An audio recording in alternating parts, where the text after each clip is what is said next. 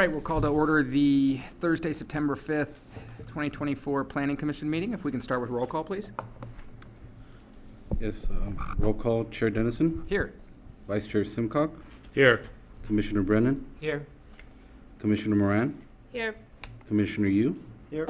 Chair Dennison, you have quorum to conduct business. Thank you. I will look for a motion to approve the agenda. I move to approve the agenda as is. I'll second. All those in favor? Aye. Motion carries unanimously. Next up are the approval of minutes of the August 1st, 2024 Planning Commission meeting. Are there any proposed edits, additions, deletions? Hearing none, I will look for a motion to approve as presented. I'll make a motion to approve as presented. Second. All those in favor? Aye. Opposed? Abstentions? One abstention. All right, motion carries.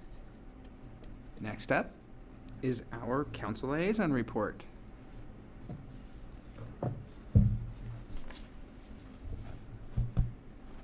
Hello, Chair Dennison and Planning Commission. Been out of practice. Nothing to come from the City Council. Just looking forward to all the work you're doing so far. Thank you so much for all being here. Thank you. All right, at this time, we will take community input. Any person may address the Planning Commission concerning an item that is not on the agenda. The Commission welcomes your attendance and participation. When addressing the Commission, please begin by providing your name and address for the record. Please keep comments to no more than 3 minutes to assure an orderly and timely meeting.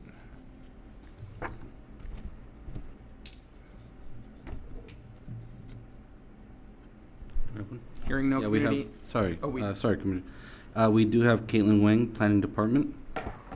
Good evening, Planning Commissioners. The Planning Department is really excited to announce that we're going to roll out our senior minor home rehabilitation program. So this program is going to assist eligible low and moderate income leveled seniors in repairing and improving existing conditions of households for minor housing rehabilitation repairs and improvements. This is allowing seniors to receive grants up to $17,255 to allow them to do repairs such as wheelchair ramps, handrails, tub to roll-in shower conversions, roof repairs, window replacements, and etc. We plan to roll this out on September 10th, and we do have the applications and interest forms and pre-qualification forms in the back. We also have it on our city website if any seniors or anyone want to take a look at for further information. Thank you. Great, thank you. Anyone else for an item not agendized tonight? Hearing none, we'll move on to a disclosure of site visits and ex parte contacts. Any disclosures? All right, then we'll move on to a certificate of appropriateness. A request for the exterior alteration of an existing designated historical landmark. Does city staff have a presentation? Yes, Chair Dennison, staff has a presentation for you. It will be delivered by Senior Planner Wolf.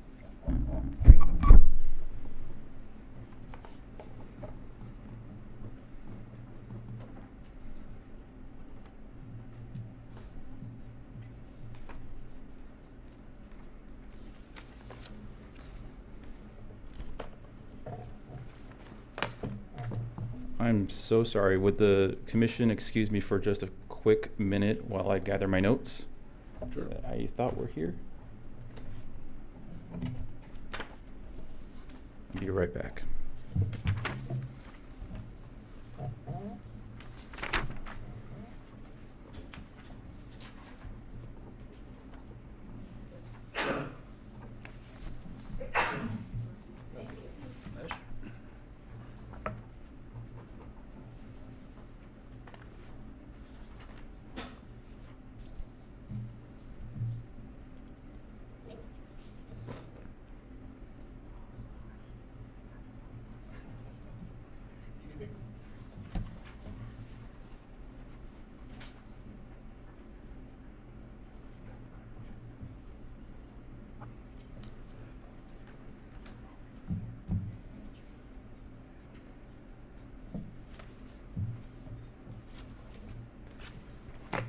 Apologies for that minor hiccup.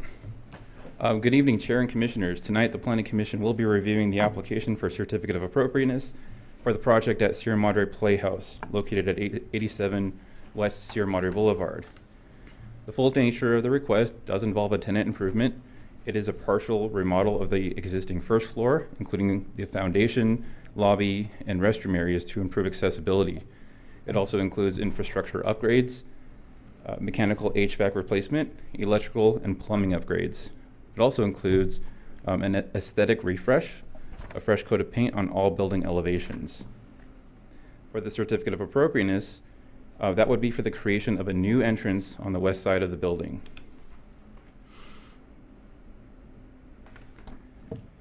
The property is situated at the north side of the boulevard, just east of Auburn Avenue intersection. And then on July 23rd, 2024, the property was designated a historic landmark, found in its cultural significance contributing to the early development of Sierra Madre as an entertainment venue since 1924.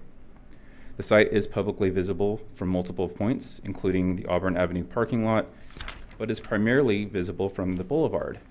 And as seen in this photo, that's what you would see from the boulevard. The field color of the building facade is currently a variation of taupe, but is quite worn and weathered. The full plan for the tenant improvement includes the refresh of the paint colors.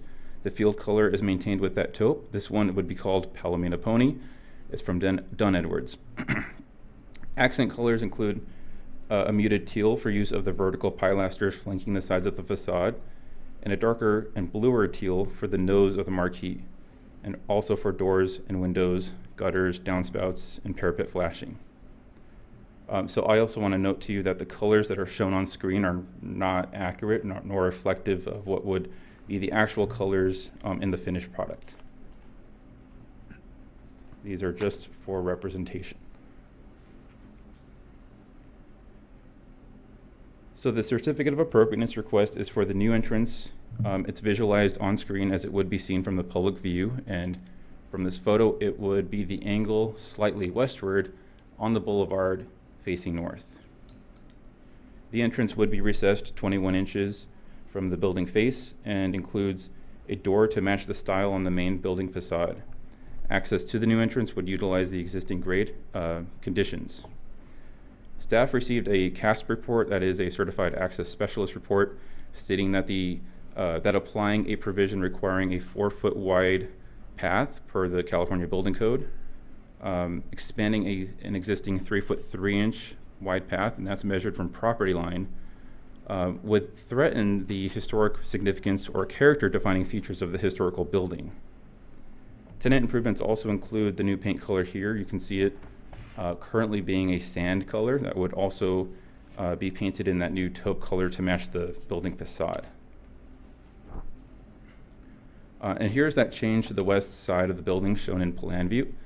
On the top is the existing and below is the proposed with the new entrance and door highlighted. And you can see, although it is highlighted, it is very small, very minor change. There will also be a very minor change to the east side of the building where an existing sliding window will be replaced for a casement window of the same size and using the same header. There will also be replacement of a spotlight for an orb light sampled on slide. The image demonstrates the contrasting field colors between the facade and the other sides of the building. Again, the taupe color will be painted on all building elevations to closely match the existing field color of the building facade. And here again is the change that would occur to the east side of the building. Above is the existing and below that is the proposed, and highlighted is the new casement window replacing the slider window.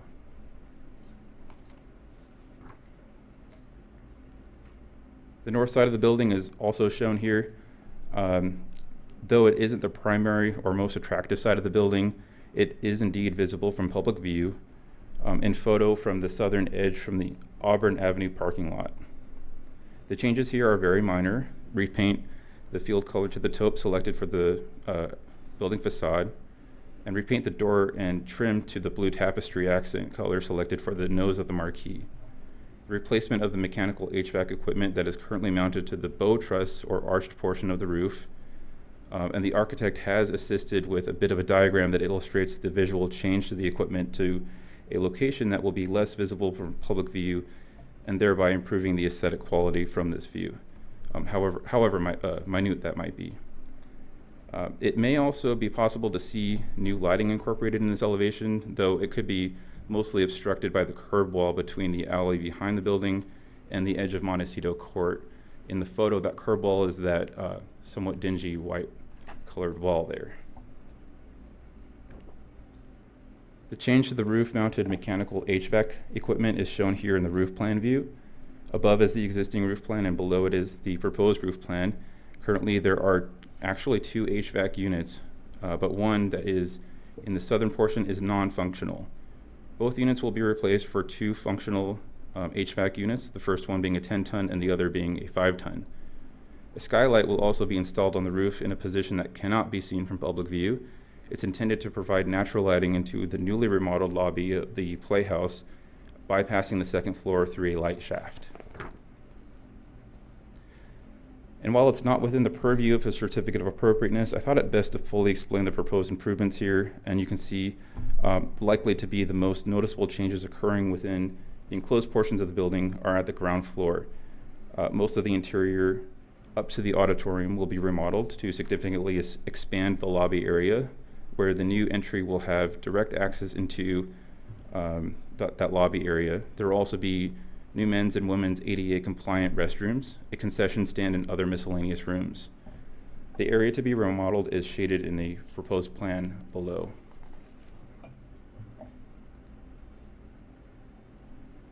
The applicant has provided in the project narrative findings for consistency with the Secretary of Interior standards for the treatment of historic properties using the standards for rehabilitation.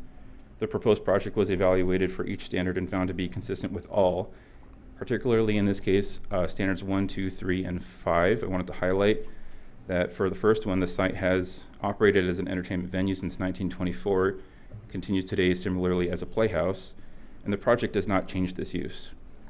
Second, that the property has been designated for its historic significance as a cultural performing arts center and community entertainment center functioning primarily around its stage and auditorium.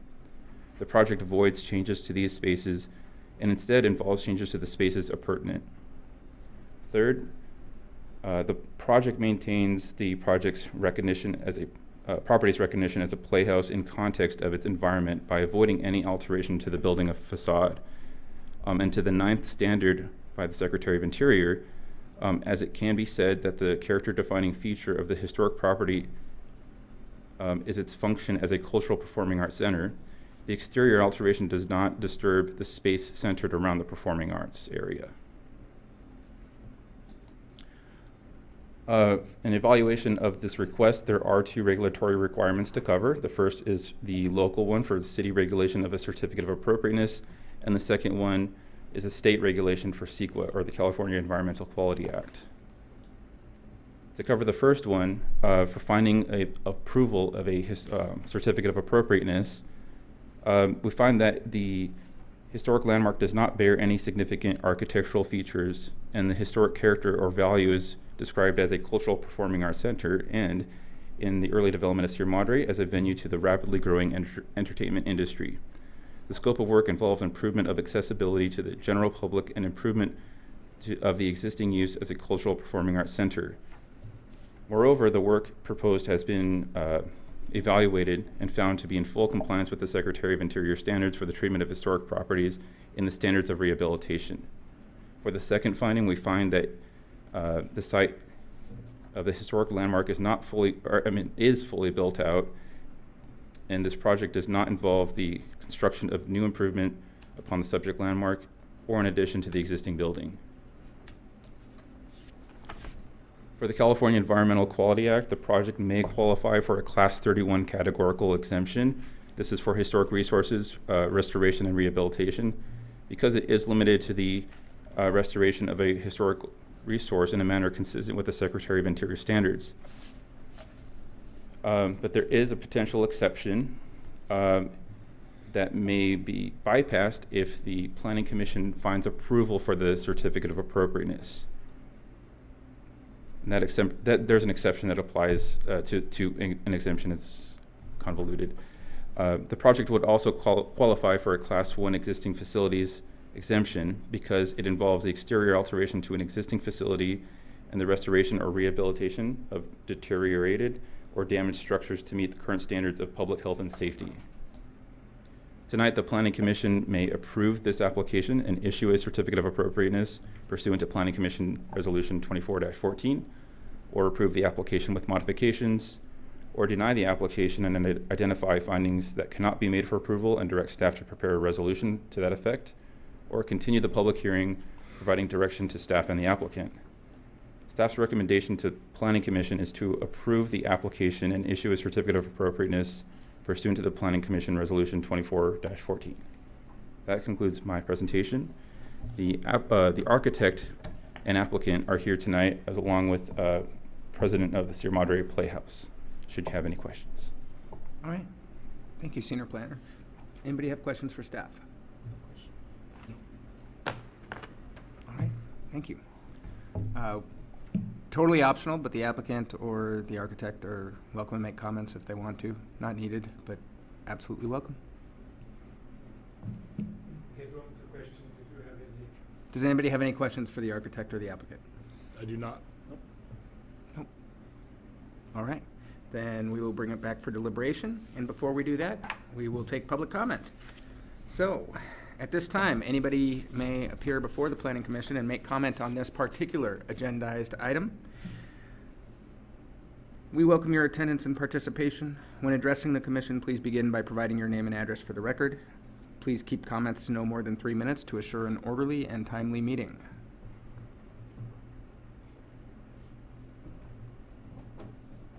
Hearing no public comment, we'll bring it back for deliberation.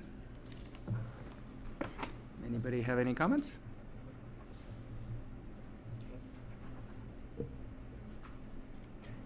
I think we're ready. I'll just state that I'm certainly in support of the certificate. I think it's Sierra Madre Playhouse, is a critical part of our arts and entertainment here in Sierra Madre, and it's great to see that it's continuing. So, and obviously making it more ADA accessible is appreciated. So, certainly in favor of the project. Same here. All right. Yeah, I'm glad you have the funding to be able to do some upgrades, so that's great, so. Oh, hopefully. The cart before the horse, sorry. All right. Then I guess I will look for a motion to approve. I'll make a motion to approve the certificate of appropriateness as presented. I'll second. All those in favor? Aye. Motion carries unanimously. Thank you.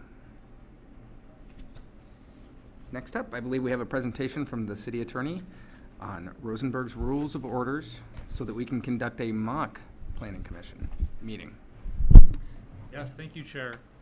It's actually two separate presentations. Rosenberg's is one, and then the mock planning commission meeting is another. You've likely never seen this presentation before. Neither has the city council. And the reason you've never seen this presentation is because you both are functional bodies. This is usually reserved for dysfunctional bodies. But nevertheless, it's helpful to review the rules that govern the protocols for running a meeting. So you've probably heard of Robert's Rules of Order. Public agencies don't use Robert's Rules of Order anymore. A while back, there was a California appellate court judge who drafted Rosenberg's Rules of Order, and everyone said this is a lot easier and makes more sense. Robert's Rules of Order is a book. They're really extensive parliamentary procedures, probably more appropriate for the English Parliament than for a group of volunteers that get together to make decisions twice a month. The League of California Cities, the California State Association of Counties, the Special Districts Association, everybody uses Rosenberg's rules. So Rosenberg's rules begins with the roles of the chair of the meeting, and if there was any doubt, to clear it up, the chair is the one that controls the meeting. What that means is the chair is in control of the agenda technically. Although we have city staff that, is the audio not working? Although we have city staff usually that prepare the agenda, ultimately it's the chair's decision as to what gets on the agenda and what doesn't.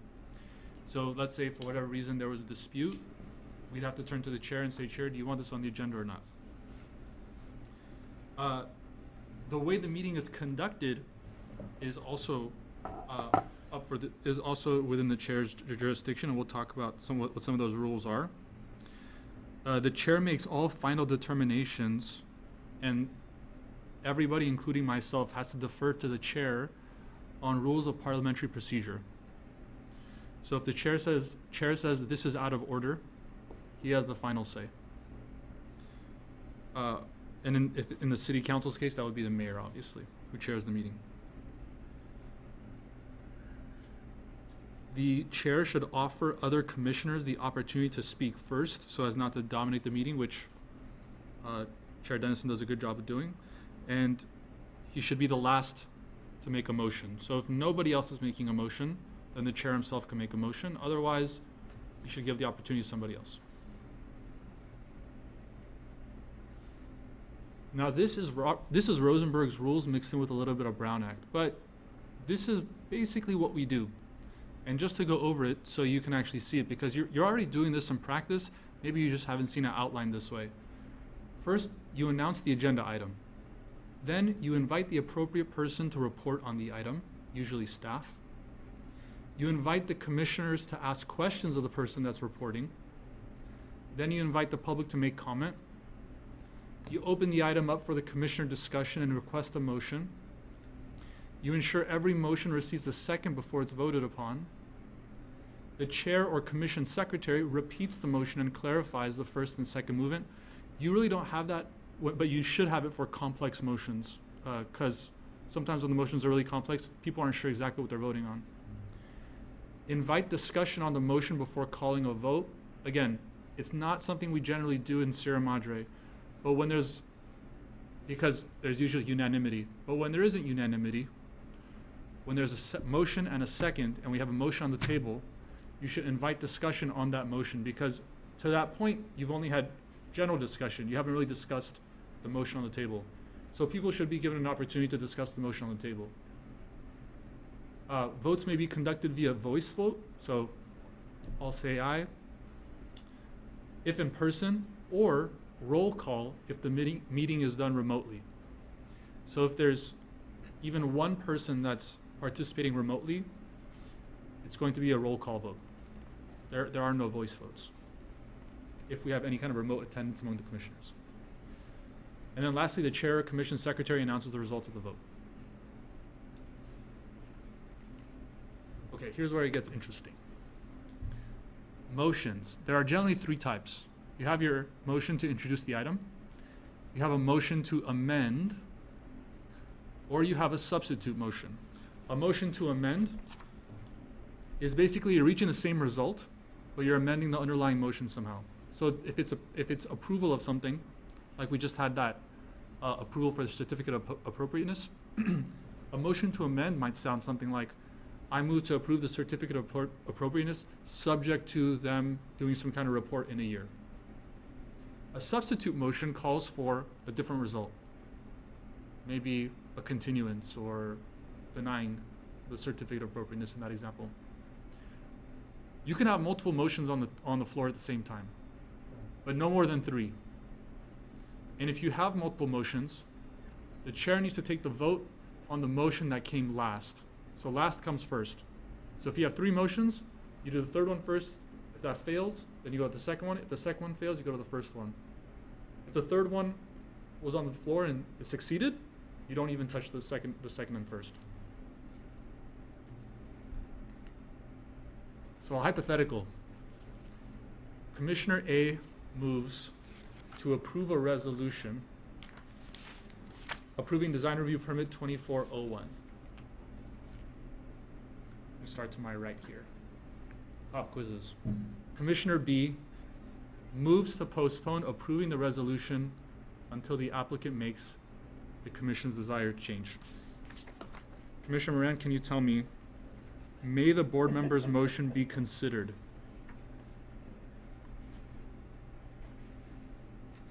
I feel like yes. You're right? What type of motion is it? I think it's not an amendment, it's the substitution one, Yeah, correct. Why?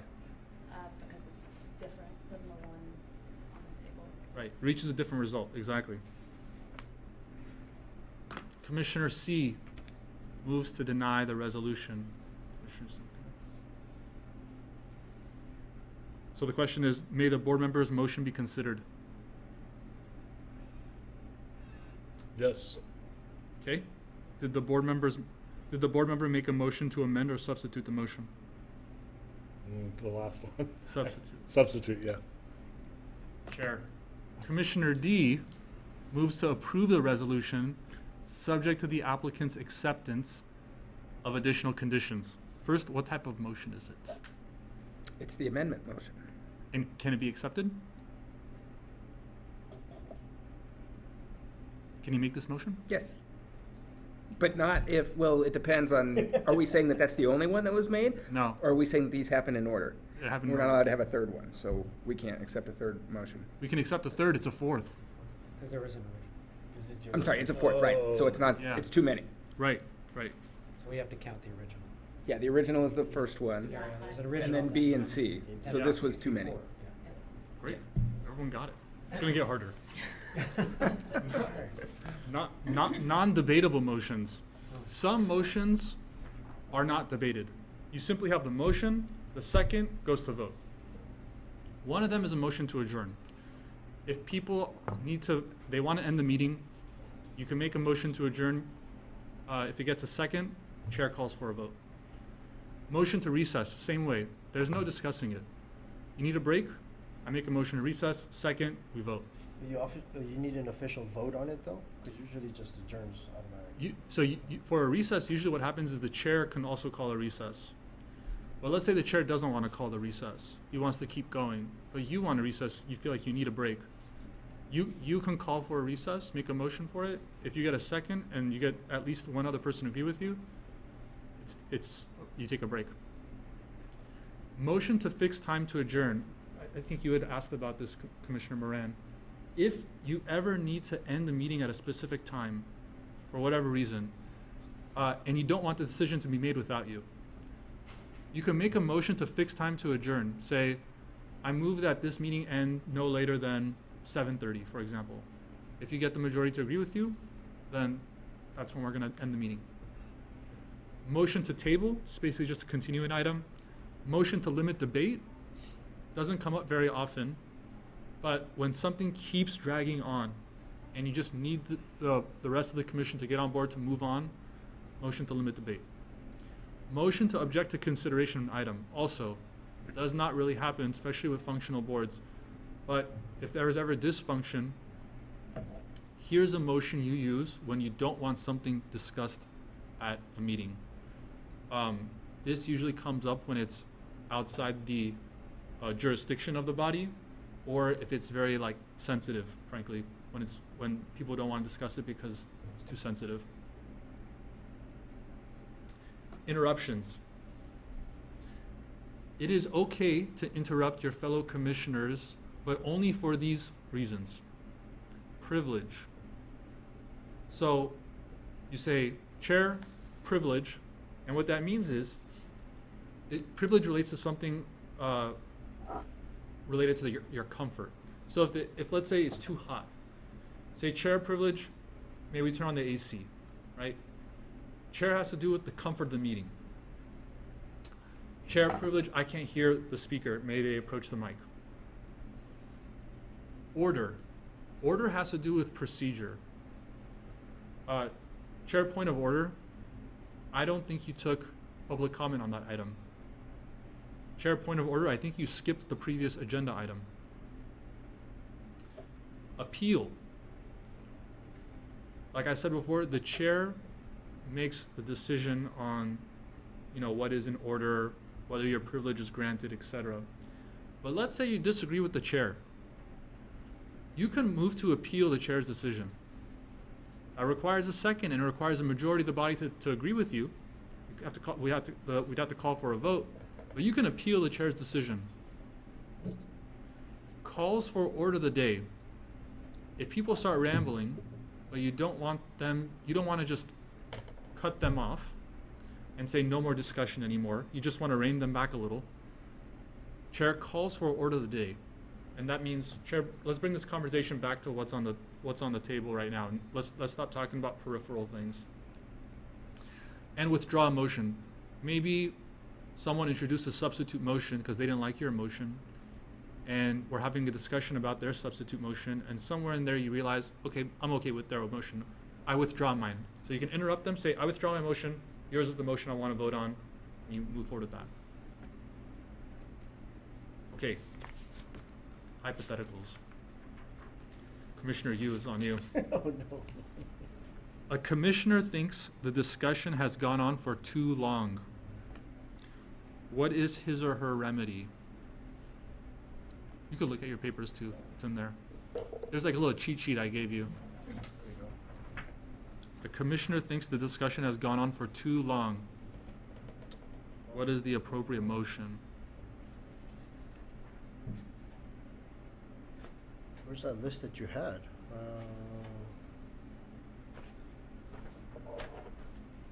That, I think the presentation is also in your packet somewhere, if you want to consult it. Is it this one? No, that's actually Rosenberg's rules. Do we print out the presentations for them? Maybe. No. No, that's all Okay, we so got. no, you only have the cheat sheet then. Can we go back to the previous slide? Yeah. It's on this list. Would be I could call motion to limit debate? Yeah, exactly. Can you interrupt the speaker? Sure. Can't. It's not on this list. It's not on this list. What about the call for orders of the day, if a rambling? So here specifically, we're talking about a conversation going too long. So it's not that they're off topic. It's that you want them to stop talking. That is very good. Wait, how do we say this one again? So one shut up and one is just kind of, let's focus Yeah. back. Yeah. Okay, Commissioner Brennan. A commissioner thinks the particular topic is outside the scope of the agenda item.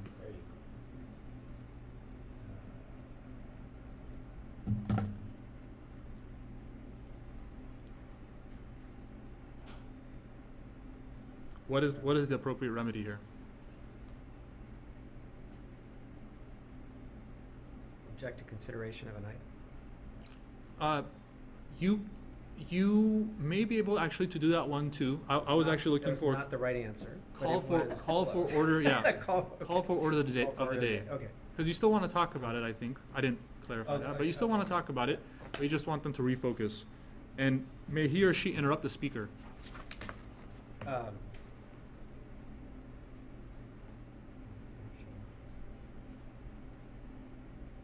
No. Yes. Yes? If someone is off topic, you can interrupt the speaker and say, "Chair, I call for the order of the day." It's on that second Order of list. the day. Okay, order of the day is allowed. Okay. Yeah. Back to you, Commissioner Ram. A commissioner thinks the agenda item is outside the Planning Commission's subject matter jurisdiction. We shouldn't even be talking about this. What is your remedy? I'd have to see the list again. Motion to object to consideration of an item? Can you interrupt someone? No. Correct. You can't interrupt. You have to wait for the chair to recognize you. Last one, Commissioner Simcock. A board member thinks the discussion should be continued to a future agenda. What is your remedy? You move to table it. Correct. Can you interrupt someone? No. Correct. You have to wait for the board chair to recognize you. All right. Motions requiring supermajority. Generally, you just need 3. Sometimes you need 4. Here's where you need 4. You want to make a motion to limit the debate. That's a pretty extreme step. if you're telling someone that I don't want you to talk about this anymore, we're done, you need 4 people to agree with you, or 3 others to agree with you. Motion to object to consideration of a question, same thing. You're taking something off of the agenda that was placed on the agenda. It's a big move. You're gonna need 4. Motion to close nominations. You don't really have nomination process, so, not a big deal here. Motion to suspend the rules. Let me talk about this one. Once in a while, these protocols, these rules, are intended to make the meeting more efficient. Sometimes the rules make the meeting less efficient. When that's the case, you may want to make a motion to suspend the rules, so you can do things that are outside of the Rosenberg's rules. I've seen this come up once, but it made sense when it came up. And it had to do with reconsideration of an item, which I think is the next. Yeah. Okay. Can we go back? I had a couple of questions. Sir. So, is the motion to limit debate, like, we're ending it now? Or is it like saying, because the word limit's confusing me, like, we're gonna only take 5 more minutes of this? The motion can be phrased that way. Okay. Like, you could phrase the motion to limit debate, to 5 more minutes. And do you have to recognize the motion to object consideration of a question after approval of the agenda? After the approval of the agenda. Because otherwise you could take it off the agenda. Right, so that would be the right place to That would do be the something right like place, that. yeah. Okay. And then for the motion to limit debate, once that motion's made, if there's a motion on the floor, you go to the vote. You don't just go to the next item. Okay, motion to reconsider. This is helpful when you don't have a united board. A motion to reconsider a substantive question. So you voted on something, and you want the board to now reconsider that vote. It must be made at the meeting where the item was first voted upon, and it can only be made by the member who voted in the majority on the original. So if you lost the vote, you can't force the majority to vote on it again. But if you were in the majority, and now you've obtained information that makes you think I voted incorrectly, you can make a motion to reconsider the item, and you can call for a vote at that same meeting, but only at that same meeting. A motion to appeal, again, you appeal the chair's decision, that's procedural, so it's not a substantive thing. It's more you're saying, Chair, you got it wrong, however you came down on the decision, and I want to appeal your decision. So let's see what this looks like in practice. I think we're on you, Chair. Commissioner A has second thoughts about the way he or she voted. What is Commissioner A's remedy? Was Commissioner A in the majority on the vote that Commissioner A cast? Yes. Then a motion to recall or to reconsider? And what is the vote threshold required for that? It is a super majority. Simple majority. For a motion to reconsider, it's a simple majority. Oh, okay. You're not trying to shut anything down. You want them to reconsider something. Okay. Okay, And Commissioner. a real life example of that would be like when we had that night that we did 4 different codes, and Yeah. maybe the second code after debate we realized, you know what, we should have set that number at 2 allowances instead of 1. Right. Then we'd say that's an example where something like that would likely come up. Right. Okay. Right. Good example. All right, Commissioner, the chair determines the motion is out of order because the original motion was made at the last meeting. What is Commissioner A's remedy? Appeal. Well, let's think about that. Your gut instinct is right. You don't like what the chair said, let's appeal it. But here the chair is kind of right. It was made at the last meeting. You shouldn't do a motion to reconsider. We have a situation where Rosenberg's rules are getting in the way of what you want to do. Oh, I see. So what would be your, So this is the nuclear option where you just. yeah, remember what it was called? I don't remember. It was the blue colored one. It was the, Motion to suspend the rules. Suspend the rules. to suspend the rules. Okay, Can I ask you, in the case you're gonna invoke that, you need to clearly state the reason why you wanna suspend the rules as a. it's not required. Assume. Yeah, it's actually not required, why you want to suspend the rules, but I think it's, To get the vote, Yeah. you'd have to. Yeah, But de yeah. facto, you'd have to. I don't think Suspend your the peers rules. would agree with, right. Your peers would want to know. Okay. What's the vote threshold required for a suspension? Super. Yeah, right, 2/3. So you need 4 people. So, you know, it seems like a good idea to suspend the rules so that you can consider it and not have to, do all this procedural stuff. But then, it also seems like a good idea that you wouldn't want the rules suspended for the entire meeting. Can you, Yes. reinstate the rules? Yeah, right. The motion should be crafted that way. Okay. Motion to suspend the rules on For this that one topic particular or item or something. Right. Now, let's say the chair has ultimate say. So let's say the chair, this is to you, Commissioner Brennan, the chair again determines the motion is out of order. What is Commissioner A's remedy then?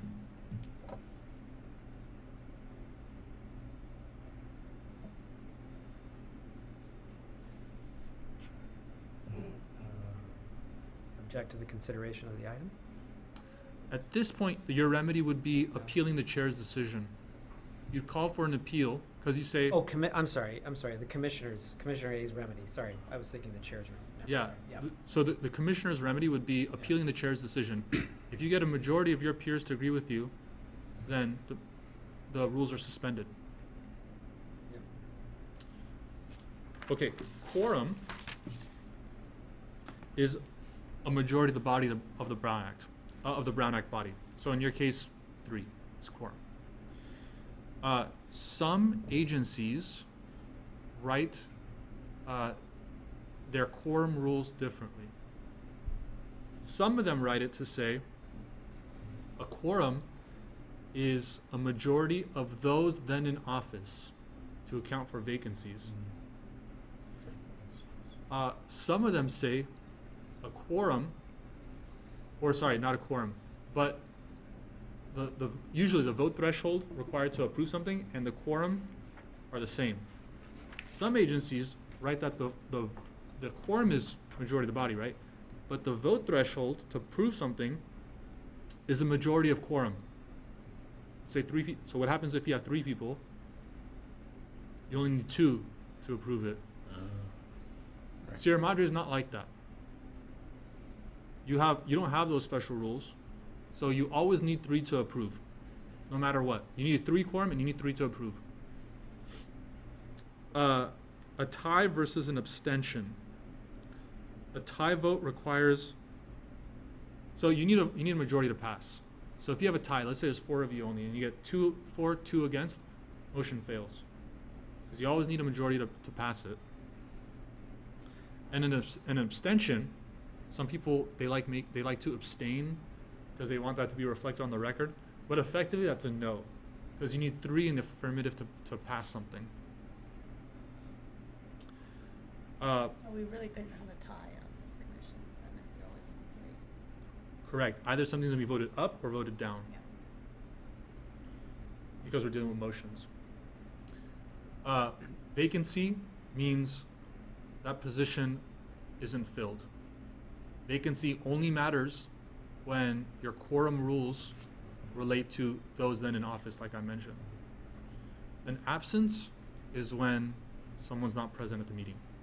A disqualification is someone is present but cannot vote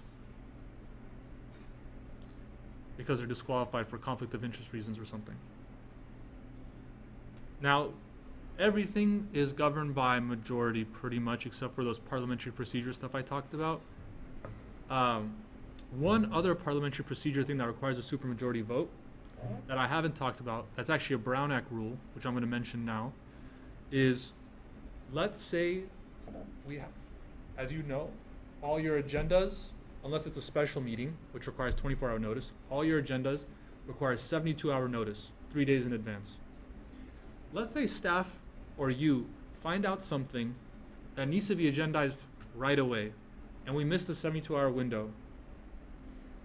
We can agendize that item, but it's going to require 2/3 of you to vote to agendize it, and you have to state the reason why it's an emergency or why it needs to happen now. This happens like once in a while for like grants, for example. If we just found out about a grant and we need council's approval to fill it out and submit it, then we're gonna put it on the agenda. We're gonna explain it just came to our attention and we need council to approve it, for example. Question about the supermajority in the event that there's only a quorum. So there's only 3 people here. Is the supermajority 3 or is it 4? And therefore you can't have anything that's a supermajority vote at a meeting that has 3 people. The latter. Okay. You can't have any supermajority votes when there's only 3 people. Okay, so some of those options that we have are not options if there's only 3, in terms of like suspending the rules, for example. Actually, let me confirm that. Or is the supermajority of whoever's there? Yeah, that's what I'm asking. That's a good question. Yeah. I actually think that's in the next hypo, so this will be answered maybe. All right. Who are we on? I think we're on you. Great. The Planning Commission is considering whether to add an item to the agenda that came to city staff's attention after the agenda was published. All right? 4 members vote in favor, and one member is absent. So they vote in favor of placing this on the agenda. Is it placed on the agenda? Yes. I think so, because it's more than 2/3, no matter how you count it. Yes. All right, Commissioner Simcock. Same hypothetical as above. They want to place it on the agenda, but one of the members voting in favor is determined to have a conflict of interest, resulting in disqualification. So question 1 is there a quorum? There's a quorum. Okay, there is a quorum. How many commissioners are present for purposes of quorum? There's 4 present for a quorum. There's 3 present for quorum Oh, because because of the disqualification. disqualification doesn't count toward quorum. Okay. Right. Does the vote pass? No. Correct, it fails. And it fails because you need the 4. We need 67%. You need this of the body. It's supermajority of the body, confirmed. And so the resulting vote is 3 yes, 0 no, but it still fails. All right, Chair, last one. Let's say you have 2 members that vote in favor, 1 abstains, 1 member votes against, and 1 member is absent. Do you have a quorum? For the vote or the Yeah, meeting? It's about the meeting. Yeah. You have a quorum for the meeting, but the vote Well, fails. how many commissioners are present for purposes of quorum?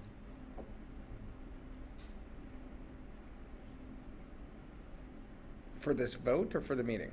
I always think of quorum as being for the meeting. Quorum's always for the meeting. Yeah. Okay, so there's 4 members for Yeah, you got it. quorum. So does the vote pass or fail? It fails. What's the result of the vote? The result is 2-1-1, which means that you do not reach your supermajority. Yeah. Yeah, got it. So that's Rosenberg's rules. Do we have the other one up? You have the other agenda up? The mock-up. Yeah. In our packets, there was a mock-up agenda. This mock-up agenda is difficult. It's okay if you don't get it right. The idea is to understand what's happening and to give you a sense of the analysis that legal and staff have to do when we get agenda items. So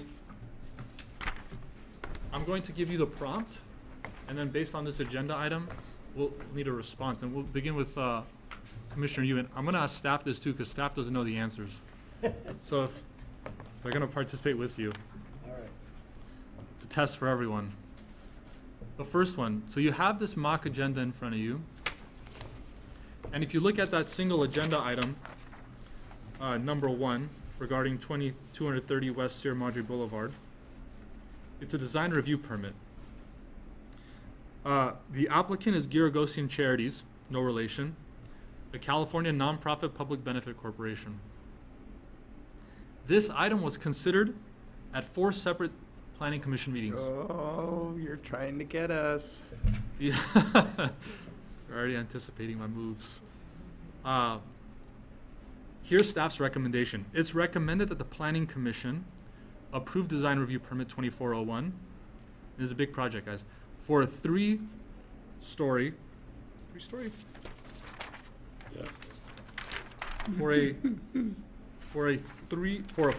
read 4-story, apologies. For a 4-story, 30-unit housing development project, 5 units of which are affordable to low-income households. 20 units are proposed to be 2 bedrooms and 10 units are proposed to be 3 bedrooms, with 45 uncovered parking spaces. The applicant submitted a preliminary application on January 1st, 2024, which staff determined was complete on January 1st, 2024. So 6 months later, or June, sorry, 6 months later. The housing development project is proposed in an R320 zone on a 1-acre site with a height standard of 4 stories and a base density of 20 units per acre. So here's my mistake. The project is 4 stories. The height standard is 3 stories. So that's my mistake. We should just flip that. All right. The proposed project is exempt under CEQA. The item was noticed pursuant to the Brown Act 72-hour noticing requirement. Now, it begins. Commissioner Yu. You laid a lot of landmines here for us. This is really hard. This is going to be really hard. But I just want to illustrate some of the points here. First is, on this agenda, on its face, there's a CEQA exemption. What's the problem with the CEQA exemption? And you can maybe compare it to your existing agenda that you got from staff on the actual item. It's wrong, but do you know why it's So wrong? usually on the exemption for CEQA, don't you have to state what you're using and the basis of why? Exactly. Yeah. You can't just say It's why. like, it's all good. Yeah, it's exempt. It's not. You have to make an express finding as the planning commission that it's exempt for some specific reason. Usually that's wrapped up in the resolution, so you're not making that exemption determination because it's already wrapped up when you say I approve resolution, whatever. But if, let's say, we didn't have that wrapped up in the resolution, you would have to approve the project plus approve the CEQA exemption separately. Commissioner Brennan, the noticing is also wrong. But do you know why? So it looks to me like the noticing to the commission that the reason for the application pursuant to the Planning Commission Resolution 2414 is missing. I don't know if I believe that's required. That's not the issue here. The issue here is the Planning Commission is unique. All your projects require 10 days noticing because they're public hearings. You aren't like the city council that can just have stuff on the agenda 3 days in advance. If you're approving some kind of project, you need 10 days notice. Conflicts of interest. Instead of going in a... Sorry, can I ask another question about that? Mm-hmm. This is the next meeting after the August 15th, so it must have been set for a date certain, or else it couldn't be agendized. All right, so you got me there. If it was set for a date certain, 3 days is fine. If it was not set for a date certain, then yes, 10 days. Good point. He's a veteran. Good catch. Okay, conflict of interest. I'm gonna flip around the names here a little bit. So now we're thinking conflicts of interest. Commissioner Moran owns a restaurant 750 feet from this development. And I want to move into development too. Let's leave that fact out. So what happens is, here's how we analyze this issue. You filled out a Form 700, I assume? Yeah. In your Form 700, based on that, we should know where you live. Once we find out where you live, we have a radius map. And that radius map tells us how far you are, or we draw a circle around your home to make sure how far you are from different projects that we have. Now, if you live 750 feet away from the development, does this present a conflict of interest to you? I don't know the exact number of feet, but it sounds to me like it does. If you're less than 500 feet from the project, 100% you are conflicted out. And that's your primary residence. That's a property you have a personal interest in. You know, it could be I remember Commissioner Spears had his home and a rental home in Sierra Madre. That made it confusing because then we had to draw 2 circles in the city. If it's between 500 and 1,000 feet, I need to know because there's an analysis I have to go through. But most likely, if you tell me on the spot that, hey, I live within 800 feet of this place, I'm asking you to recuse because I need time to analyze that. Okay. Within 800 Oh, yeah. of each other? Yeah. So you There's probably have to there's a recuse at lot the that same are within time. 1,000 feet of us. Yeah. So Commissioner Simcock completed a paid summer internship with Giragosian Charities 2 years ago, in which he was paid $1,000 for the entire summer. Do you have a conflict? Yes, You do? yes. You do not. I don't? No. You paid me money, Yeah. but I don't work there anymore. No. It's because the whatever I paid you, that interest has to be $2,000 or more. Okay. So if I'm a source of income to you, it needs to be $2,000 or more. Plus, it needs to be paid within the 12-month period. Right, right. So it was over a year ago, so it doesn't count. The chair is a board member of Giragosian Charities and was reimbursed $250 for attending a conference as a board member. Do you have a conflict? You're a board member of the charity. I mean, I would say I have a conflict. So, you don't have a conflict because this is a nonprofit, and as a nonprofit, you likely don't get paid. But if this was for profit, it was a business, and you were like the executive director or some kind of major shareholder, you would be conflicted out. Gotcha. Okay. Nonprofits do pay their boards for, They can. their CEOs sometimes. Yeah. If their board members are paid, then we got to go through some different analysis. Commissioner Yu, how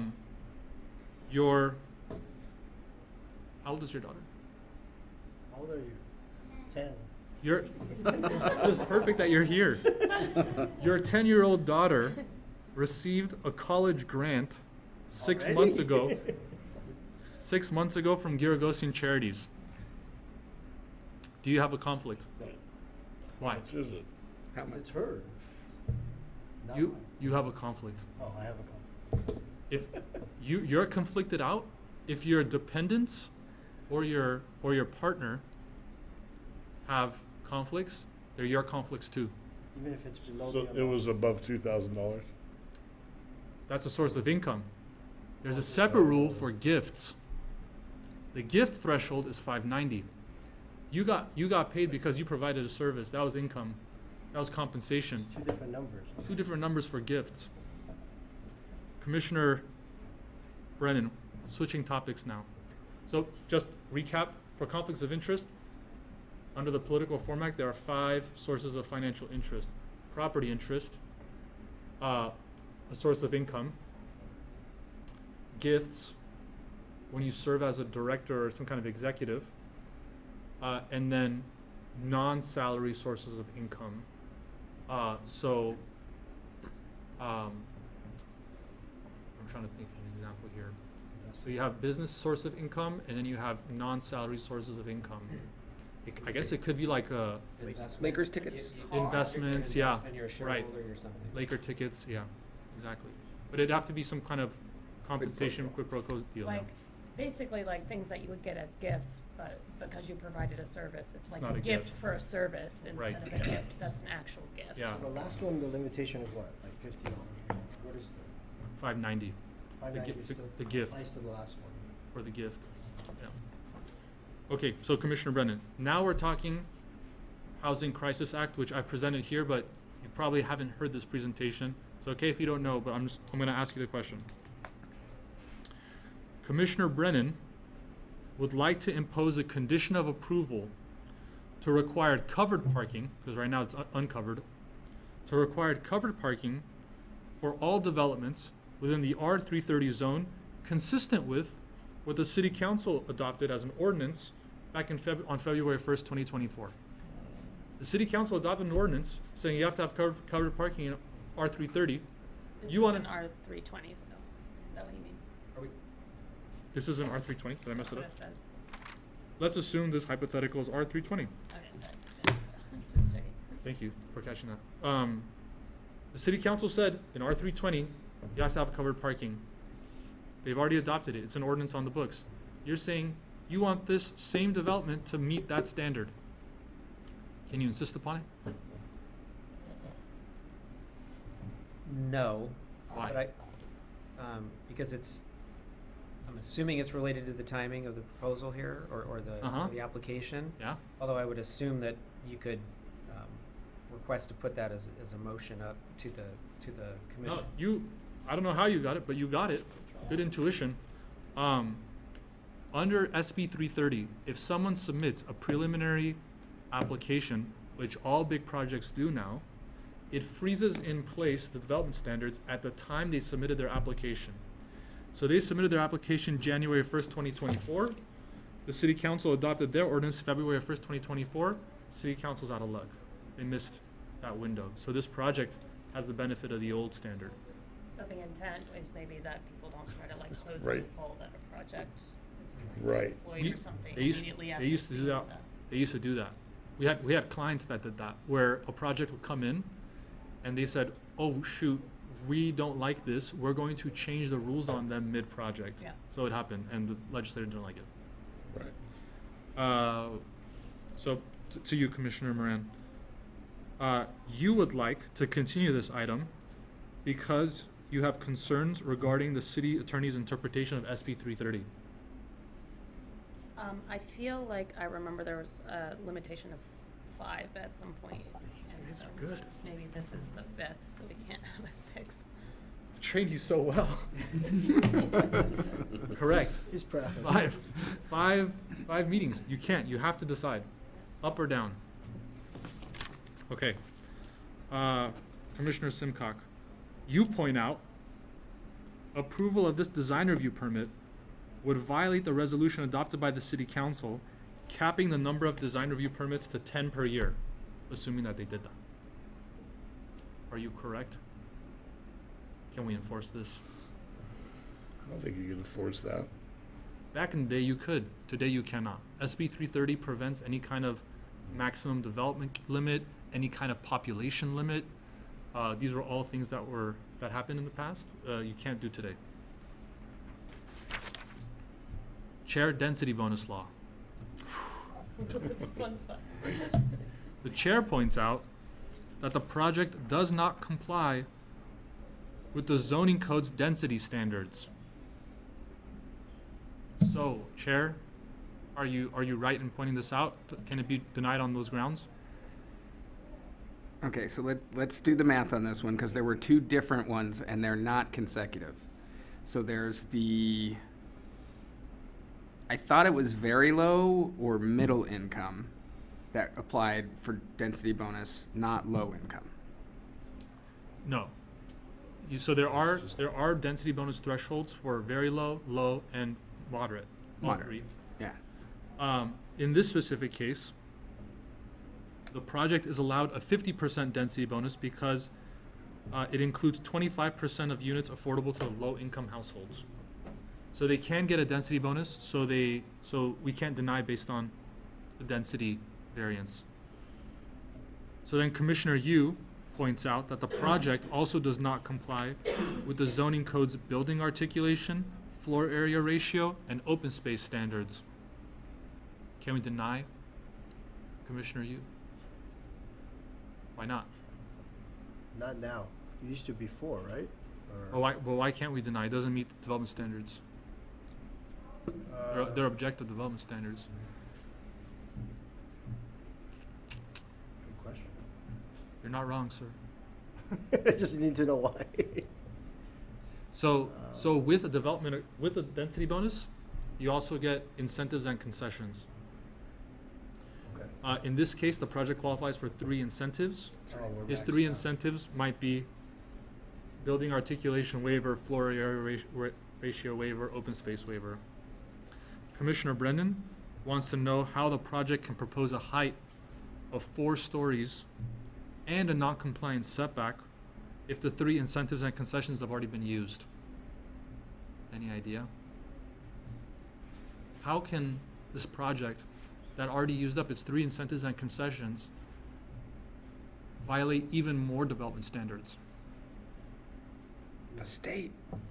State. Waivers.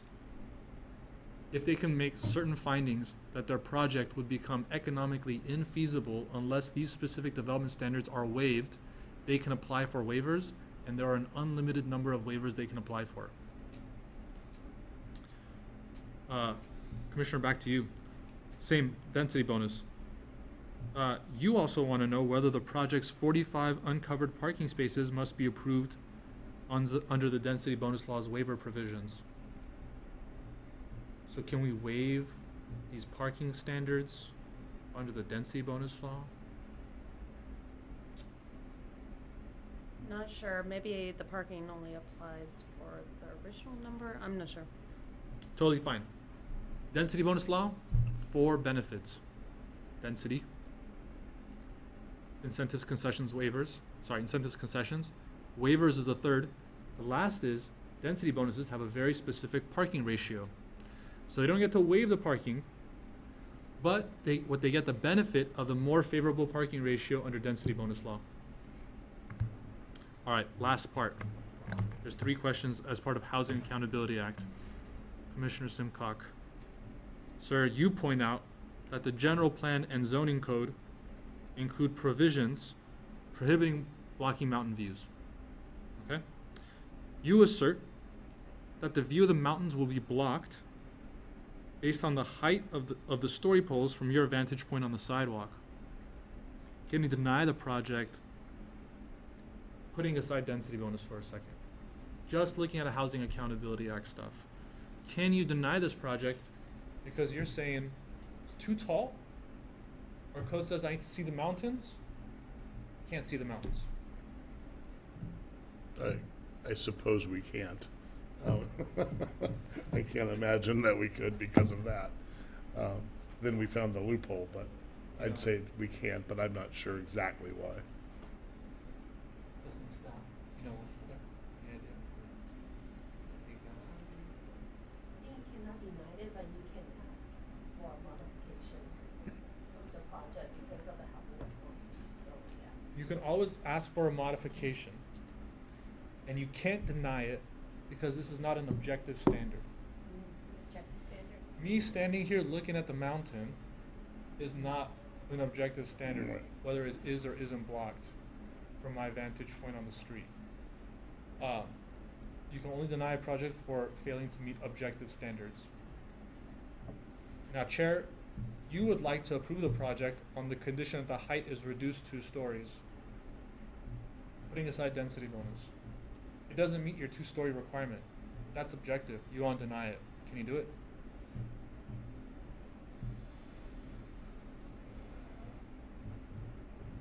You want to bring it down to 2 stories.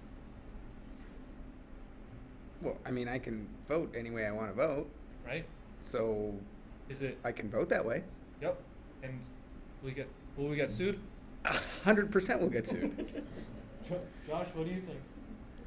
It's 2 stories. You want to bring it down. It's 4 stories. You want to bring it down to 2 stories. Can you deny the project? Can you deny the project based on you wanting to be 2 stories? It's negotiable if there's reduction of height for the compensation of lot coverage and for the reduction of parking perhaps. So you can reduce the height if the height does not result in a change in density. Because the Housing Accountability Act says you can't deny a project or reduce its density unless health and safety findings are made. So So that's the heart of the Housing Accountability Act. You can't deny the project or reduce its density. If the height would reduce the density, we have a problem. So, last question. Technically, you can go to 2, but the rest of the square footage has to fit somewhere else, and you have to allow that. Yeah, And we have to do this all in one meeting as well, because we're on our 5th meeting. at this point. Can I guess the last Should question? have done better. Yeah. Can I guess I bet I know what the last question is. Okay. It happens that this is located within the Measure V area. No. You missed it. That was a great question. Oh, Next time. Don't we have Alright. something with the metro? I could throw on the that in. transportation? No, it's not on. Man, you guys are thinking about It's good back. stuff. No, okay, here's the last one. Commissioner, you would like to deny the project because it would impose specific adverse impacts upon the public health because it would impose increased water demand on the city. And the city is already importing its water because the Raymond Basin can't support additional load. Can you deny this project now? I'm leaning to no, but I don't know why. You don't have water. Can you deny the project? I think we finally I don't think- can if it was actually true, but if it wasn't true, we could. If it is true, the last inquiry you have to ask, if there's a specific adverse health or safety finding is, can it be mitigated? So the state's gonna ask us, you don't have water? Can you buy more? Can you buy more? Yeah. Right. And if we can buy more, then we can't deny it. If we can't buy more, then we can't buy more. That's the end of it. So, just to give you a sense of some of the analysis we have to do when we analyze some of these housing projects, there's an endless number of these hypotheticals. I just wanted to give you a flavor of how difficult our job and your job can be. Thanks. And anytime you think our job is hard, remember that they include all of that data and analysis before it even gets to us to digest. Yeah. That was great. Thank you. All right, next up are Planning Commission reports. Any commissioners have anything to report? I do not. Do not. Then we will move on to Planning and Community Preservation Department reports. Planning Manager Lynn. Thank you, Chair.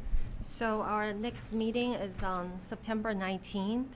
I do have one item, bringing back the pre-approved ADU for a small footprint. And staff have new findings for you, so we'll bring that item back. Nice.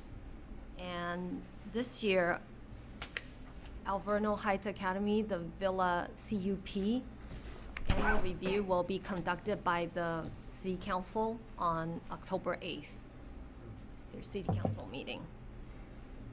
And I also have a handout that I place on the dais for you. The handout will be a part of the utility billing insert to notify the multi-family building owners to inspect their balconies. And this law is designed to prevent accidents and enhance the safety of the multi-family residential property. That's all I have. Great. Anything else for the good of the order? Hearing nothing else, I will adjourn the meeting till our next regularly scheduled meeting of September 19th.